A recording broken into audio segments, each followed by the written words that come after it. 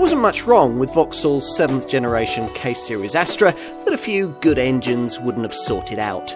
These have been added as part of the updates made here, delivering efficiency gains that might cause careful family hatchback buyers to see this car in a whole new light. The hatch and sports tourer variants on offer both get extra technology too. Think you know the Astra? Maybe it's time to take another look. We had forgotten just how good this Astra is to drive. If you happen to be familiar with the original version of this K-Series 7th generation model, then you might not have. Relatively lightweight and a clever Watts linkage suspension system made the handling of this car beautifully balanced, and that's something that's been further enhanced by the dynamic improvements made to this revised model. Revised spring and damper rates, which improve the ride over poor surfaces, and by fresh calibration for the steering, which improves body control at higher speeds. The lighter 3-cylinder engines now fitted here also help in that regard. Most will want the 1.2 litre petrol unit, offered in 3 flavours with 110, 130 and 145 PS. And if you want an auto gearbox, there's also a further 1.4 litre 3-cylinder petrol variant fitted with a 7-speed CVT self-shifter. Here we've opted to try the alternative diesel, another new 3-cylinder power plant, this one 1.5 litres in size and offering a choice of either 105 PS or, as in this case, 122 PS outputs. Choose the gutsier engine and you'll be offered the option of Vauxhall's first 9-speed auto gearbox, a torque converter unit which shifts smoothly but isn't especially eager to kick down.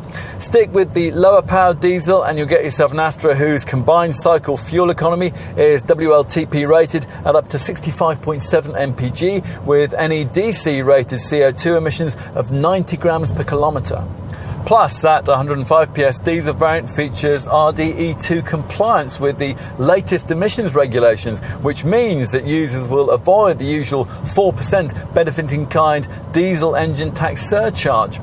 Those class-leading figures have led Vauxhall to calculate that over a 4-year, 80,000-mile ownership period, a base diesel Astra would save you around £1,800 in running costs compared to an equivalent diesel Ford Focus. Mid-term facelifts are usually all style over substance. Here it's the other way around, which is good, but ideally the Astra needed both if it was to reassert its position towards the head of the family hatchback segment. As before, there's a choice of 2 body styles, this 5-door hatch or an alternative sports tourer estate. You'd need to be a salesperson or a fanatically loyal Astra owner to notice the visual changes made, and they're only really evident at the front.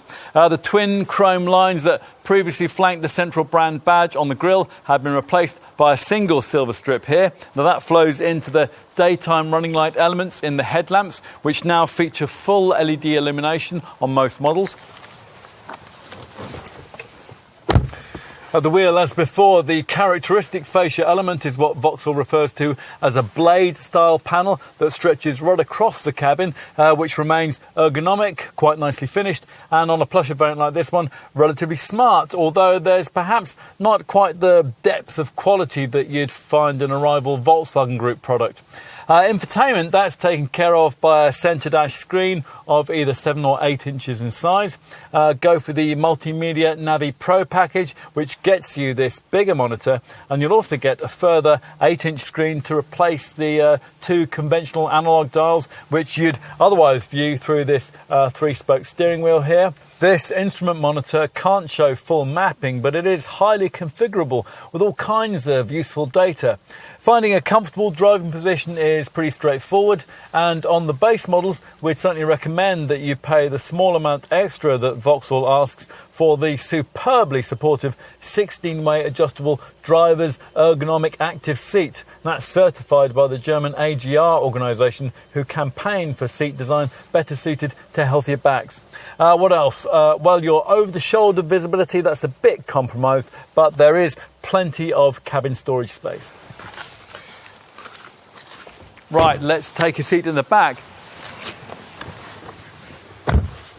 Once inside, it's actually a lot more spacious than the exterior dimensions and the outward styling lead you to expect. There is almost as much space for your knees as you find in a Skoda Octavia, and that is the family hatch class leader in this regard.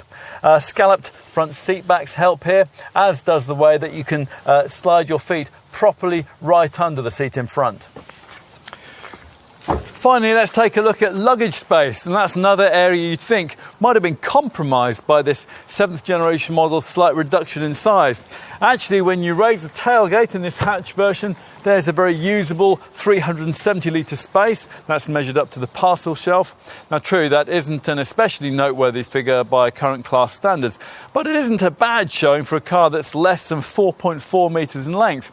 Now earlier we did mention the Sports Tourer version's longer wheelbase. Well, as you'd expect, that does facilitate a much greater level of capacity, 540 litres. So to the bottom line, which is quite simply that it's time for the market to re-evaluate the Vauxhall Astra. You might have ignored the previous version of this 7th generation model because a Focus felt better to drive, a Golf felt better built, or any one of a whole series of potential rivals offered better value. But forget that now. To a great extent, it's reasoning that no longer applies. Best of all, this Astra remains, for the time being anyway, mainly British, with hatch and estate models built at Ellesmere Port near Liverpool to a quality at least as high as anything that the Japanese brands can manage. That reason alone might well be enough to give this car a place on your family hatchback shortlist. Fortunately for Vauxhall, there are also many others.